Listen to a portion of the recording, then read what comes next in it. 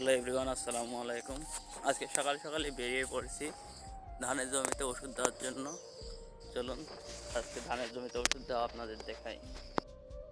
আমার এইদিকে এবার ধান চাষ অনেক ভালো হয়েছিল, কিন্তু এই বৃষ্টি আর বাতাসের কারণে সব ধানগুলো পড়ে গেছে মানুষের, এই জন্য অনেক ক্ষয়ক্ষতি হয়েছে। তো এইটা হলো আমার ধানের জমি, সব মাটিতে শুয়ে আছে। এই জমিতে এখন ওষুধ দেব, কী আর করা। আল্লাহ যেটা ভালো মনে করছে ওইটাই করছে, সমস্যা নাই। আল্লাহ সব কিছুরই মালিক, দেখা যাক কী হয়। আমার এই ধানের জমির পাশে একটা পুকুর আছে, এই পুকুর থেকে এখন পানি তুলে ড্রামে পড়বে, ওষুধ দেবো আর কি।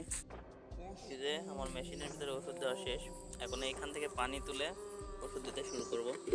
দেখ, মেশিনের ভিতরে মিশাবো আর কি। এটা নিচে নেমে পড়ছি, যে পুকুর থেকে পানি তুলছি, তুলে তুলে এখন মেশিনের ভিতরে দেব।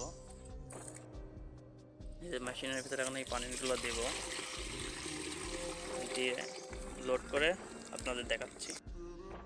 এই যে আমার ওষুধের ড্রামে পানি দেওয়া শেষ।